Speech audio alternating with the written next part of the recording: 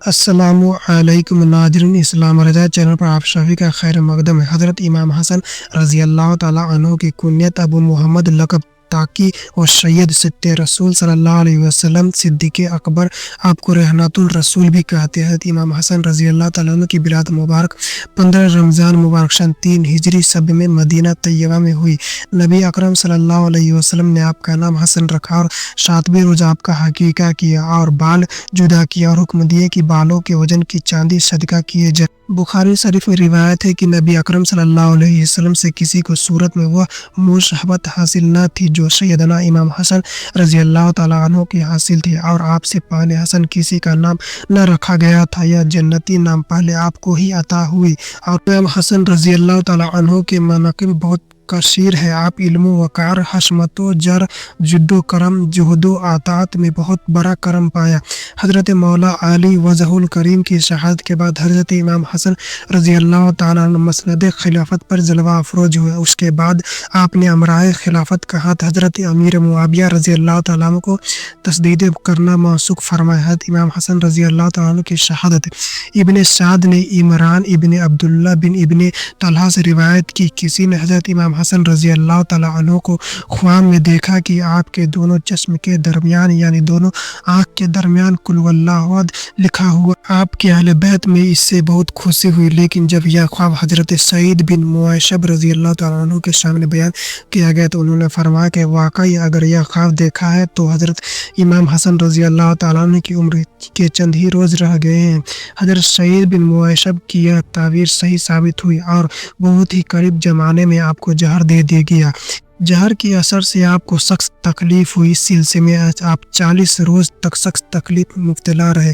وفات کے قریب جب آپ کی خدمت میں آپ کے برادر عزیز امام حسن رضی اللہ تعالیٰ عنہ حاضر ہو کر دریافت کیا آپ کے کس نے زہر دیا تو فرمایا کہ تم اسے قتل کرو گے۔ حضرت امام حسن رضی اللہ تعالیٰ عنہ نے جواب دیا بے شک۔ حضرت امام حسن رضی اللہ تعالیٰ عنہ نے فرمایا کہ میرا گمان جس کی طرف ہے، اگر در حقیقت وہی قاتل ہے تو اللہ تعالیٰ منتقم حقیقی ہے اور اس کی گرفت بہت سخت ہے۔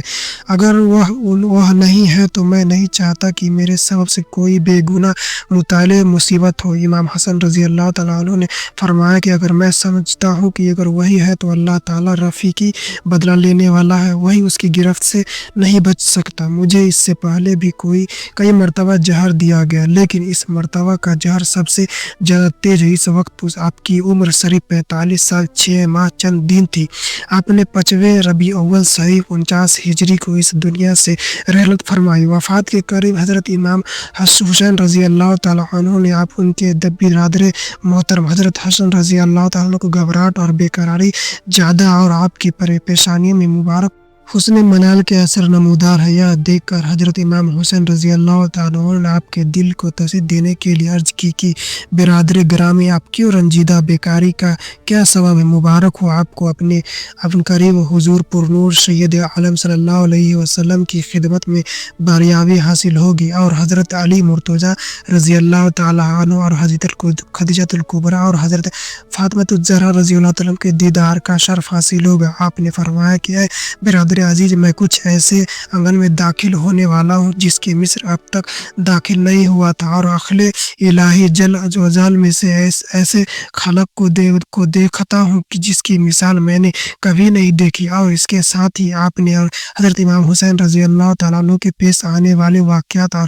مشرع بدسلوکی اور اظہار آسانی کا بھی تذکرہ ہوا۔ اس ارشاد مبارک سے معلوم ہوتا ہے کہ اس وقت آپ کی نظر کے سامنے کربلا کا ہولناک منظر اور حضرت امام حسین رضی اللہ تعالیٰ عنہ کی تنہائی کا نقش پیش اور کوفیوں کے مدانی کی تصویر آپ کو غمگین کر رہے تھے۔ اس کے ساتھ آپ نے یہ بھی فرمایا کہ میں ام المومنین حضرت عائشہ صدیقہ رضی اللہ تعالیٰ عنہ سے درخواست کی تھی کہ مجھے روضہ طاہر میں دفن کی اجازت ہو جائے۔ انہوں نے اس کو منظور فرمایا۔ میری وفات کے بعد ان کی خدمت میں عرض کیے جائے، لیکن میں گمان کرتا ہوں کہ قوم مانے ہوگی، قوم روکے گی اس بات سے۔ اگر وہ ایسا کرے تو اس سے तकरार न करना। हज़रत इमाम हसन रज़ी अल्लाह तआला अन्हु की वफ़ात के बाद जब हज़रत इमाम हुसैन रज़ी अल्लाह तआला अन्हु ने वसीयत के मुताबिक हज़रत उम्मुल मोमिनीन हज़रत आयशा सिद्दीक़ा रज़ी अल्लाह तआला अन्हा से दरख्वास्त की, आपने उसको खूब फरमाया और इरशाद फरमाया कि बड़ी इज्जत व एहतराम के साथ मंजूर है यह। इस मामले में मरवा मानी हुआ पर नौबत यहाँ तक गए कि हज़रत इमाम हुसैन रज़ी अल्लाह तआला अन्हु और उनके हमराही हथियारबंद हो गए। हज़रत अबू हुरैरा रज़ी अल्लाह तआला अन्हु ने भाई की वसीयत याद दिलाकर वापस किया और यह फर्जंदे रसूल जिगरे गोश बैतुल यानी हज़रत इमाम हसन रज़ी अल्लाह तआला अन्हु जन्नतुल बकी शरीफ में अपनी वालिदा मोहतरमा खातून जन्नत हज़रत फातिमा ज़हरा रज़ी अल्लाह तआला अन्हा के पहलू में दफन हुए।